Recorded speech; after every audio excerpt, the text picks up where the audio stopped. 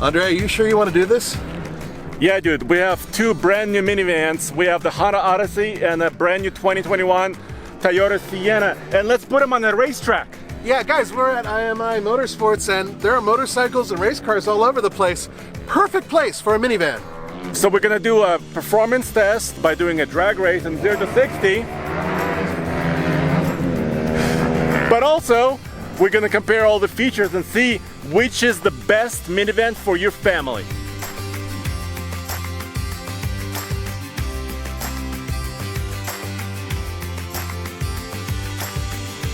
Nathan, people are about to witness the battle of the ages. There are a lot of parents sitting out there wondering, if I'm going on a freeway, I want to know if I am the fastest, baddest man around.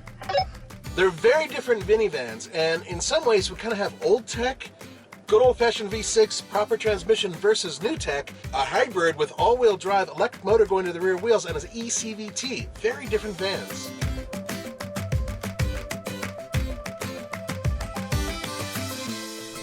If you take the 2.5 liter 4-cylinder gas engine and combine it with the electric motors in here, you get 245 combined horsepower.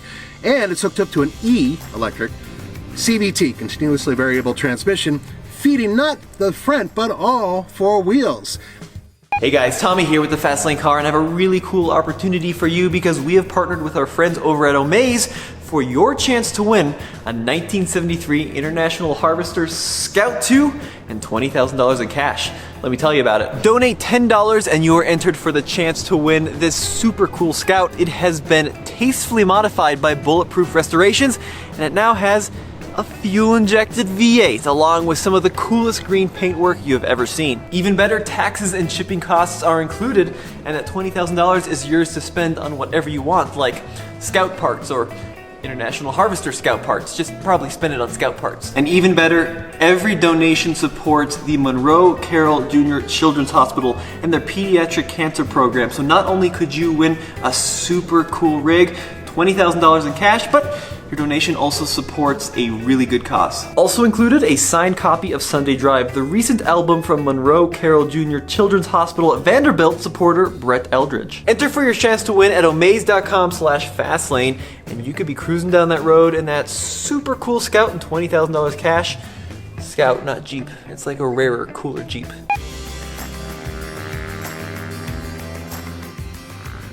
We go on 3. 1, 2, 3.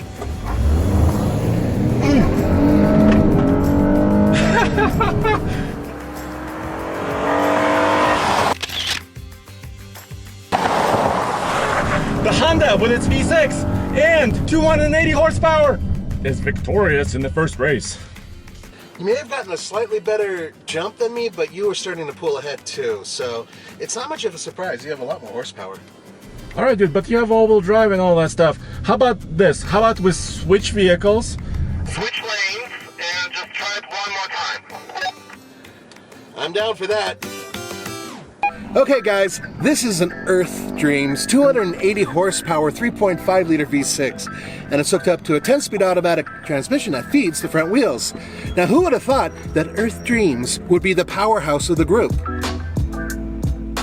All right, guys, so you saw the first drag race, and before we tell you the 0 to 60 results and the second drag race, which was super close actually, let's actually compare the features. What do you say? Yeah, they're very different vehicles. I mean, completely different takes on technology and how to deliver people efficiently from one place to another. So Nathan, what trim level do we have here? This is an XSC. This is not your top trim level, it's more of a mid-trim level, but you do get the hybrid, which is standard, and all-wheel drive, which is not standard. And this is the Elite Odyssey, so basically top dog minivan from Honda. Every feature, every option, almost 50,000 bucks for this one. The 2021 Toyota Sienna starts at 34,460 bucks, a bit more than the Honda Odyssey. The all-wheel drive system in the Sienna costs about 2,000 bucks to start. The Sienna XSC that we have right here starts at about $42,760, and when you fully load the Sienna up with every option, the Platinum model with all-wheel drive, that's $50,460. All right, next, style. Okay, follow me, cameraman, to the Grimace. Look at this. Now that is a big grill, and you would expect, big grill means that it needs to suck in lots of air. Only 10% of this grill is actually being used. That's this section up here. The rest of this grill is a design element, just for looks. So, this is the new Toyota design language. Now, fortunately, the rest of the vehicle actually looks pretty cool, especially from the sides. Now this is what it's all about. This design element is all new. The way they brought up and they actually made kind of a good looking profile by taking this and making it just a little bit more curvaceous. Who ever thought that curvaceous would be part of the minivan design language? Finally, the back. Take everything you've seen with Toyotas like the Avalon and increase it. And there you go. Much, much, much, much bigger. It kind of looks like clown makeup. The good news is it certainly looks new, and that was one of the things Toyota wanted to do. They wanted to make the vehicle look new from the ground up. Let's look at the Odyssey just really briefly. Yeah! This is the elite version, right? Which means it's got the, the biggest and the nicest wheels, and versus this, which, by the way, this is a pre-production vehicle. Yes, it is So pre-production. not everything, not every feature and fit and finish is production ready. But the Honda's been this way for a couple of years, right? As far as its design and style, so it looks a lot like the rest of the family that Honda has. I do And like the side design. Yeah, once again, curvaceous, right? Yeah, lightning bolt. I think it's a little bit better looking than the Toyota, just in general.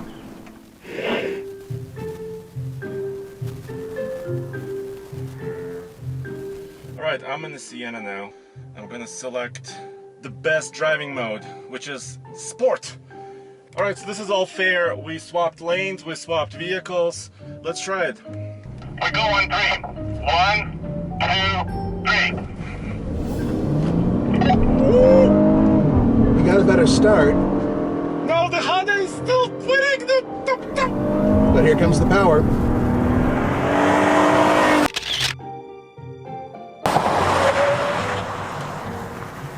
Dude, I had a really great start. I think I took off just at the right moment. But then you just caught up to me.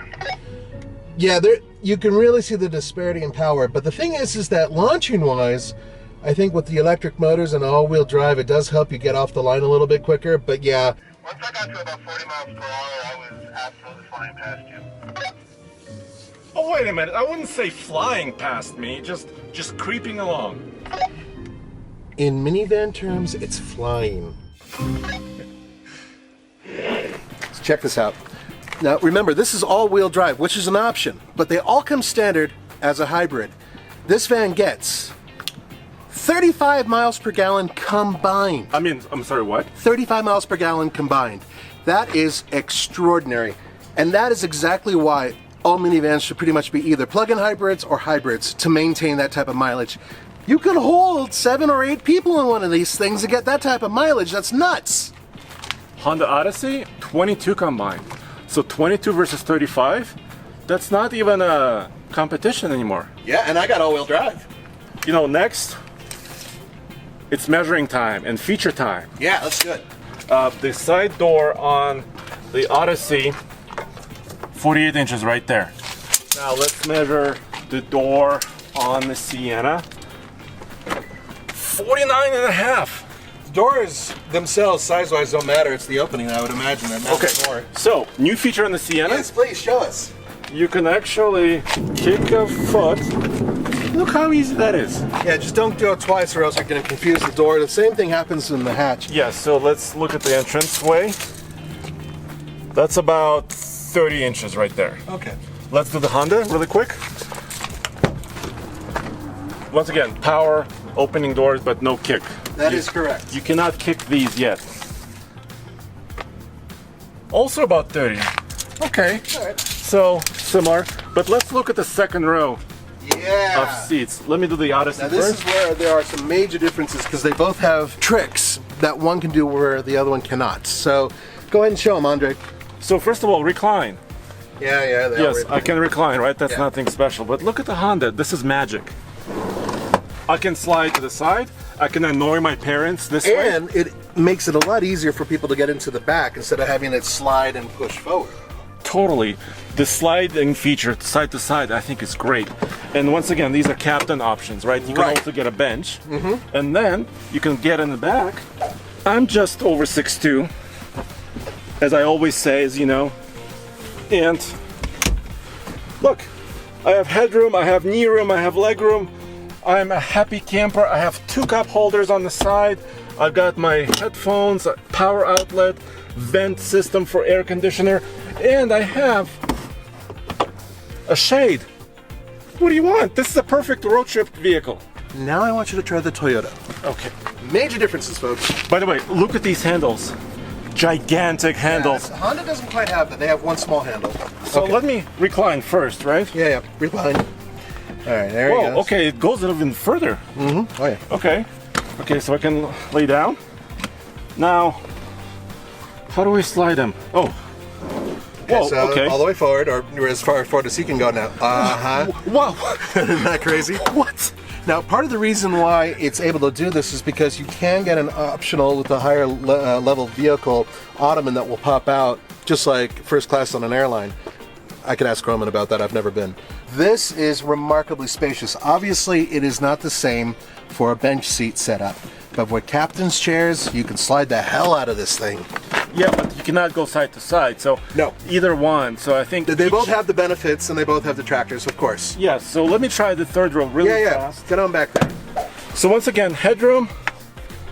You know what, dude? Huh. I think the Honda had a little bit more headroom in I the think it does third too. row. I think the Honda also has a little bit more comfortable of a third row. Yes. Second row, I'll give the Toyota, but the third row, I think Honda was a little bit better. I still have 2 cup holders. I still have power outlets, vents, but I feel a little bit more enclosed. Like, I think the Honda had a little bit bigger windows and just a little bit better third row.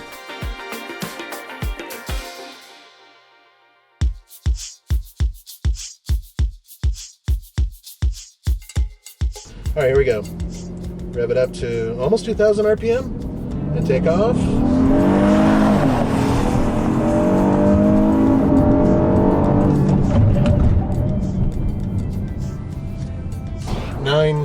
.01. Now for a sedan, that'd be okay. For a minivan, that's not too bad. So here I am in the Odyssey, and perfectly comfortable. The 10-speed automatic transmission controls is right here. Yeah. It's kind of a push-button pull tab design. Just like the Pilot and a lot of other Honda products. Yeah, and the latest Ridgeline has the same system or interaction system. This is an Elite, so you got ventilated seats, you've got heated seats, but it now needs a hybrid, doesn't it? No, and here's the thing, they already have a hybrid system that will work perfectly good with this vehicle, and rumor is that the one that they're using in the Accord is going to find its way over to this vehicle soon. That's the rumor. Yeah, but check this out, guys. So Honda has several features. First of all, it has this mirror, so I can see what Nathan is doing and I can yell at him. It also has this cabin watch feature. So on cabin watch, I can see Nathan, look up. Oh, there he is. Yes! Alright. Yes. And I can also use the stereo system, cabin talk. In case you can't hear me, Nathan, I can project my voice and yell at you. So center console here, plenty of cup holders, wireless charging, a little cubby, once again, more charging, auxiliary inputs. So very different philosophies in terms of the layout of the cockpit altogether. All right, let's jump in the Toyota. Hell yeah. Dude, it's a whole different experience here. First of all, we'll still push button start. The vehicle comes to life, but it is in a very Toyota-like hybrid experience. And by that, look at that. That's real world 29.5 MPG, and this was us racing at the track included. That is correct. I actually reset it when we left here to go to the track. I was curious to see what it would do. So that's combined highway mileage and us running back and forth doing 0 to 60s and being idiots on the track. That's not bad. Toyota calls this center console the bridge. And it's the bridge. By the way, your phone is still charging. Yeah, that's sweet. This is a wireless charger up here. 2 cup holders, 2 more cup holders, probably 5, no, No cup holders There's in two there. cup holders right back here under your elbow. Still? Yeah, right on the ground. You know, they have up to 16 cup holders in the Sienna. 16! Because that means that each passenger, if this was loaded up with 8 passengers, needs at least 2 cup holders, obviously. Come on. But this system makes sense, especially with that remarkable MPG. Okay, I got the Solo DL set up, and I'm going into sport mode.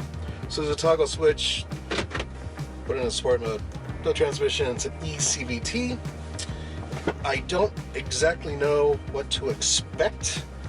I know that this is a hybrid, so it's not going to let me do much if I torque it, but I'll try. There, my foot's down. It's not pulling at all, it's just revving, but yeah, it's just nothing. All right, here we go. Huh. Takes off kind of quick.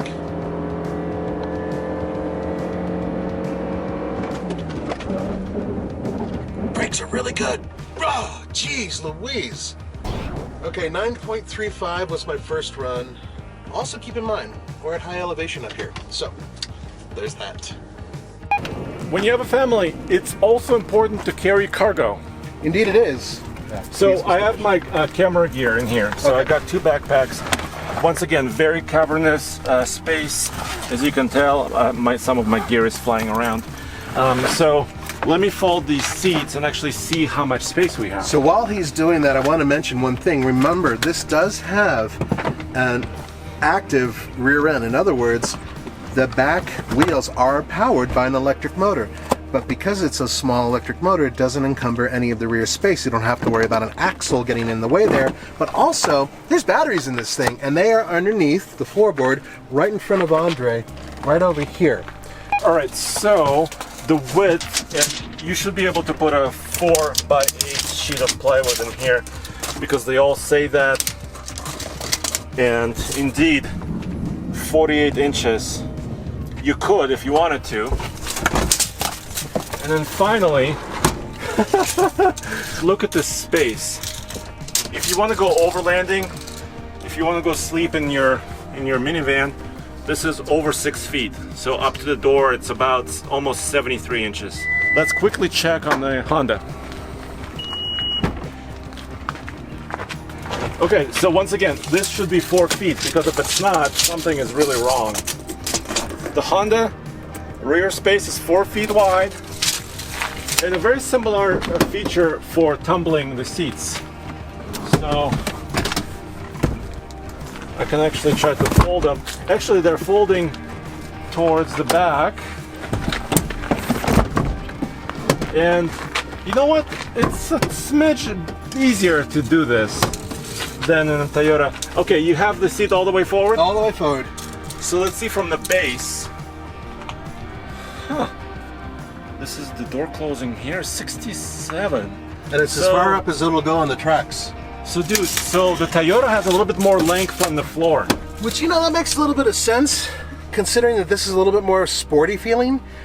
Okay, so if you do remove the seat. Hold on, you're underneath. There you go. That's about length, yeah. 92 inches? There you go. Are you serious?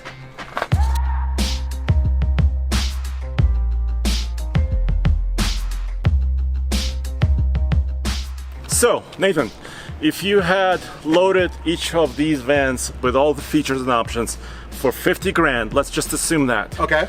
Where would you put your money? Which one? The only reason I'd get the Toyota is because it has all-wheel drive and it's more efficient. I like the Honda for everything else. It's a tough one. You know what? I'm also going to choose the Sienna, the Toyota. And for the same reasons, because when you're on a long trip and fuel efficiency matters, you have fuel efficiency now. Right, right. And all-wheel drive really is huge. I can't stress how important I think it is. So much so that the Chrysler Pacifica will have an all-wheel drive version coming back to the fleet this upcoming year. Yeah, and that's another video. And guys, go back to tflcar.com for all the news, views, and real-world minivan drag racing reviews. Because they're badass. I'll see you guys later.